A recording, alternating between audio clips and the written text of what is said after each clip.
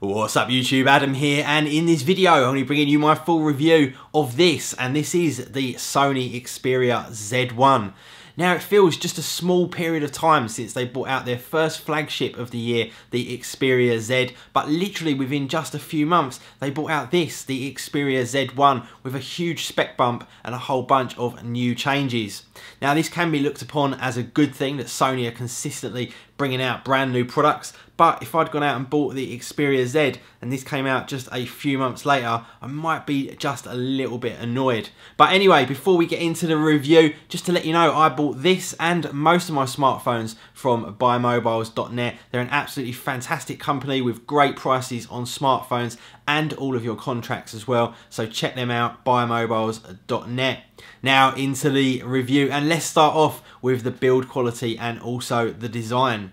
And in fact, before we even get into that, we can talk about sort of the pre-design just a little bit, and by that I mean that this thing is actually waterproof to 1 meter. It's got the IP58 certification, which also means that it is dust proof as well. So when Sony were actually designing this, they obviously had to build that into mind, and a whole bunch of the access panels that you get in order to get access to the USB and also the SD card slot are all protected by these peculiar little pull-out trays or little fold levers that you have on the front of it. They're like covers. Now it doesn't really cause any issue when you're looking at the phone. They actually fit very flushly and very neatly, but actually having to take them off every time you want to charge it, for example, is a bit of a pain.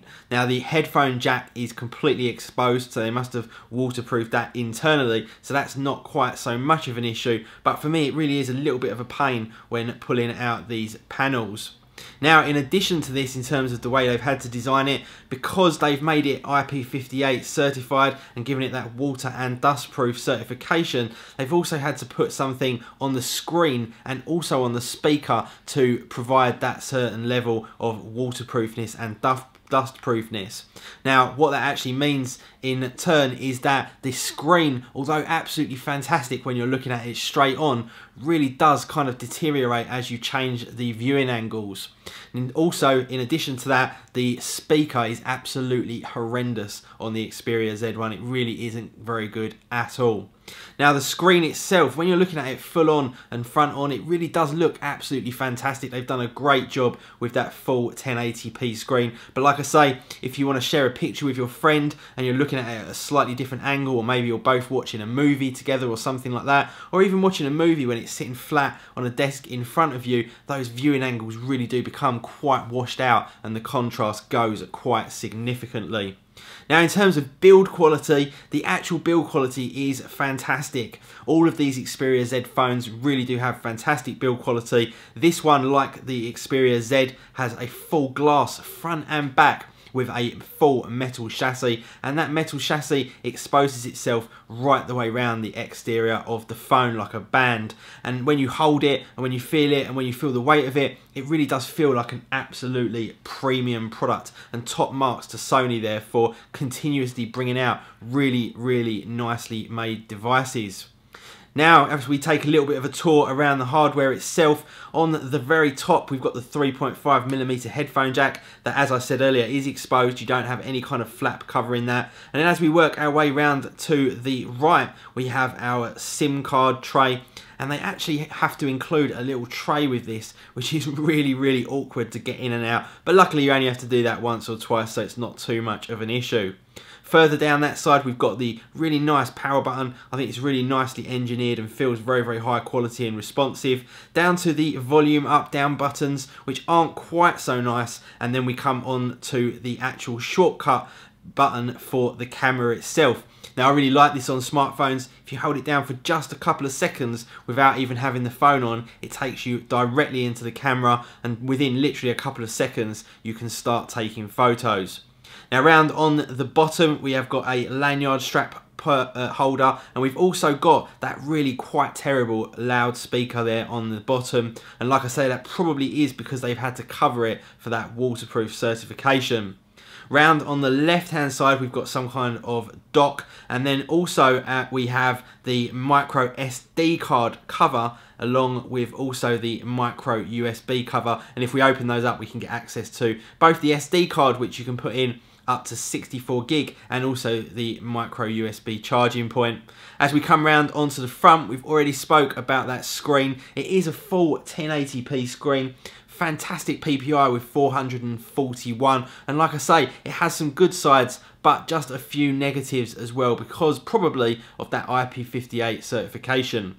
Now, as we come round onto the back, one of the main talking points about the Xperia Z1 is that camera. It is rated at 20.7 megapixels, fully capable of recording at 1080p, and in fact on this one you do have as well video stabilization, and the front facing camera is a 2 megapixel camera, just before I kind of forget that. Now, this 20 megapixel camera on the back really does have quite a big sensor. It is actually a very nice sensor indeed, bigger than most smartphones, and also has that 20.7 megapixel pixels. It's got full autofocus as well with an LED flash, also capable of doing panoramic pictures. It's also got face detection, image stabilization, and a whole bunch more features, and the software for it is actually particularly nice as well. You've got the full auto mode or superior auto, or you can ditch out and choose to opt for the manual mode. Now, in terms of picture quality, when in full daylight, the pictures are very nice, not quite as sharp as something like the iPhone 5S, but very detailed because of that large megapixel count, should you go for the 4:3 ratio option. If you want 16:9, then the biggest you can go to is actually 8 megapixel. Now, like I say, the photos are particularly good from this really nice sensor on the back of the Z1 in full daylight, but the minute you start adding any kind of darkness into the scene whatsoever, and they really do deteriorate very rapidly indeed. The low light performance is absolutely terrible on the Xperia Z1. Now, in terms of video performance, again, pretty much the same applies. Video quality in daylight, very nice. As soon as you get a little bit of darkness in there, it really does deteriorate. And what I also found is it quite often gets the exposure completely wrong when you've got a backlit situation, and it really does take for you to go out into manual mode to correct that. Now, let's just talk about the battery quickly on the Xperia Z1. The battery itself is a 3000 milliamp hour battery. It is non-removable, but because it's so large, it really does last a very long time indeed. You can get a day's usage out of this with medium to heavy usage. So very nice battery indeed, and performs really well. And in fact, Sony add a whole bunch of their stamina battery saving features into the Xperia Z1, and it makes the battery even better. And for things like standby, or when you're just leaving the phone lying around, the battery percentage really doesn't drop down in any way whatsoever. So very impressed with the battery performance on the Xperia Z1.